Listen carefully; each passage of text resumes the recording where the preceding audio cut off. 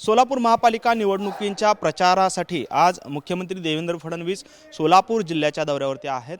सोलापूरमध्ये दुपारी 1 वाजण्याच्या सुमारास मुख्यमंत्री देवेंद्र फडणवीस यांच्या नेतृत्वात आज जाहीर सभेचं आयोजन करण्यात आलेलं आहे। आपण आता आहोत हरिभाई देवकरण प्रशालेच्या या भव्य अशा या मैदानावरती। या ठिकाणी मोठ्या प्रमाणात जाहीर सभेचं आयोजन जे आहे ते करण्यात आलेलं आहे। खरं तर जोरदार शक्ती प्रदर्शन जे आहे या सभेच्या माध्यमातून सोलापूर महापालिका निवडणुकीच्या प्रचाराचं करण्यात येत आहे।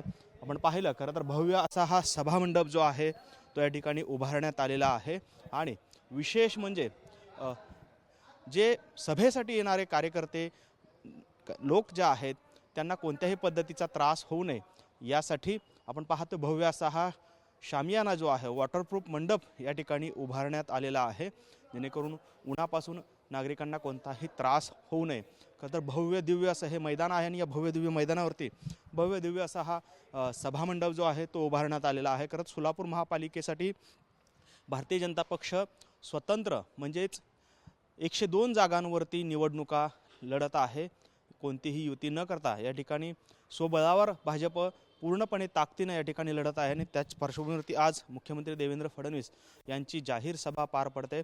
खरं तर मुख्यमंत्री गेल्या 6 महिन्यात 2 ते 3 वेळा सोलापूर जिल्ह्याच्या दौऱ्यावरती आलेले आहेत आणि या दौऱ्यांमध्ये त्यांनी IT पार्क असेल, त्याचबरोबरनं विमानतळाचं विमानसेवेचा शुभारंभ अशा वेगवेगळ्या विकास कामांचं जे आहे ते लोकार्पण केलेलं आहे। त्याचबरोबरीनं अटल गृहनिर्माण योजनेचं देखील त्यांनी लोकार्पण केलेलं आहे।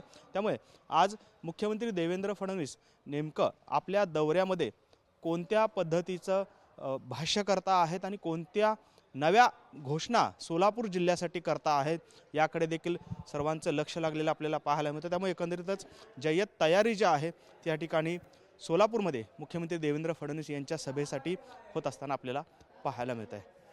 कॅमेरामन विनोद हुनाबादकरसह सागर सुरवसे, TV9 मराठी, सोलापूर।